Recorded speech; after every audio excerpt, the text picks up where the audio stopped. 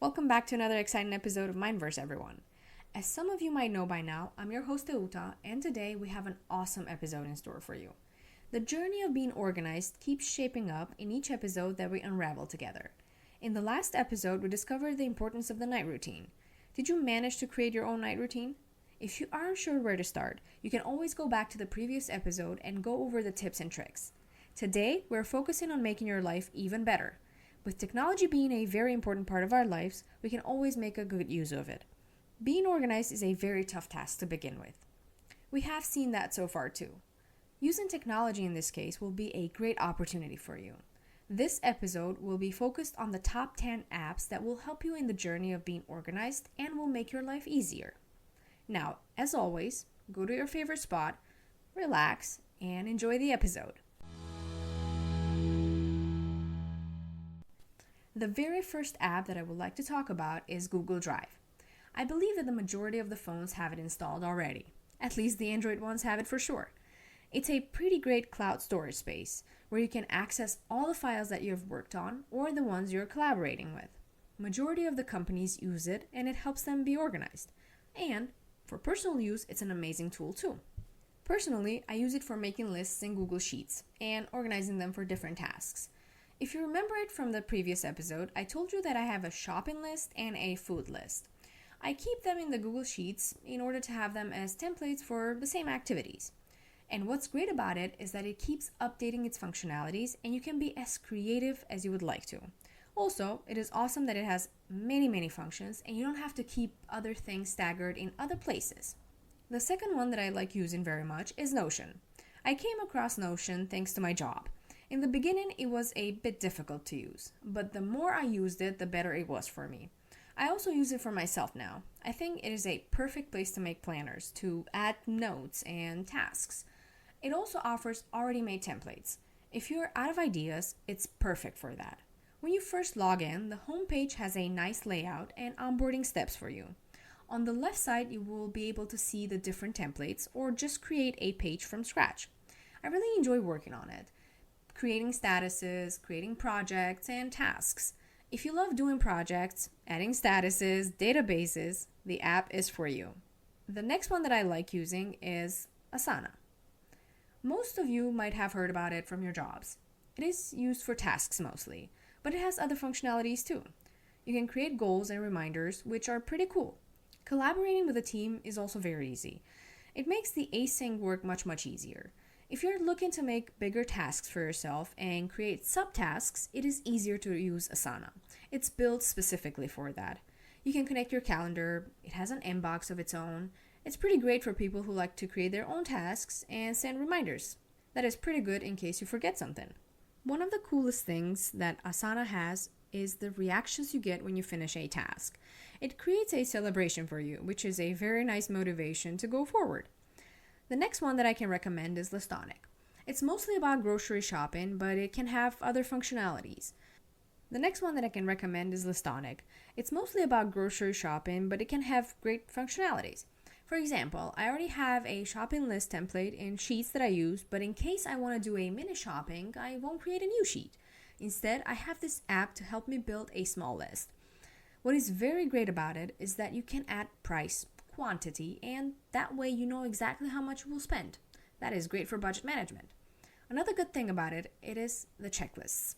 When you buy something and you check mark it, it removes it from your view. It puts it below the ones that aren't checked yet, which is great especially if you have a long list. This way you won't get confused. The fifth app that I can analyze is HeadSpace. Two of the key benefits of being organized, if you remember, are it reduces stress and also helps with mental health. And one of the great apps that you can use for that is HeadSpace. You might have watched it on Netflix. It has some great episodes which help you meditate and help you become zen. The app itself is also very helpful.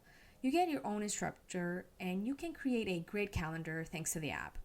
And it will remind you daily to do your meditation. What is amazing about this app is that it is connected to your mental health and your well-being. In our busy life, we should always make time for ourselves. And this way, you have an app that will help you in your journey. We are halfway down the list. Do you recognize any of these apps? Let's keep it going. The next one on the list is Trello. It is a very good task management app, and you might have seen it too. It helps you with the projects and also creates a good way of tracking your progress, and it has this way for managing and asking for help in case you need that from your teammates. As a Notion, they use cards, and that way you're able to create your projects. You can assign it a priority level. You can add due dates, and you can add other tasks. You can add files that you want to share with your colleagues too. What I like about it is that you can move your cards, and the more you engage, the more fun it is. The seventh app that we will talk about next is Monday.com. It is a project management tool which allows its users to create and manage tasks and big goals. A lot of you might say, why is it so special? Isn't it another project management tool? One thing that is setting it apart from other tools is customization and also integration with other apps. It creates visibility, and you can create it for other teams, and this way you're able to stay on top of your task and up to date with your work. Each and every one of these task management tools has its own great features. One thing to keep in mind is to see which one suits you better and which UI you prefer. Give it a try. You might find the perfect one for you.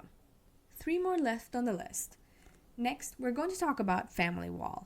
It is such a great idea. You can use it to organize your family chores. It's a great tool to use, especially if you aren't sure who did what. You can create shared calendars. You can communicate through the app, and you can build lists. It has pretty great reviews too from their users. They have 4.7 rating out of 31,000 reviews. Majority of the ratings say that it has helped them and their families stay organized. It's great to use these apps to work on your organizational skills and have them help you out in your organizational journey. The 9th one on the list is Focus. Remote work has been and will remain as part of our life. It has great pros, but sometimes it can create an ambiguity when it comes to tasks and work-life balance. This app is the one that helps you stay on track with your tasks and your own daily life. It organizes the time on your behalf. What is standing out with this app is that it is for both your job and you. So this way, you know very well how to manage the time thanks to the app. One thing to note is that you need a subscription to be able to use it. If you see it fit, you can give it a shot and see if it's worth downloading. The last app that I would like to recommend is Otter. One of the reasons why I like Otter is that it is a speech-to-text app. I am the type that sometimes enjoys audio better than reading.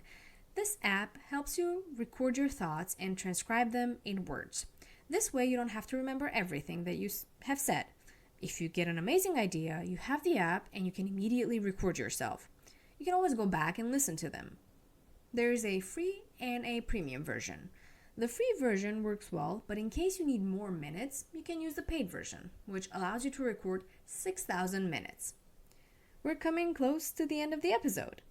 What did you think about the suggested apps? Do you use any of them? Or do you have other ones that will be useful for the ones that are listening? I would love to hear your suggestions and feedback after using any of the apps.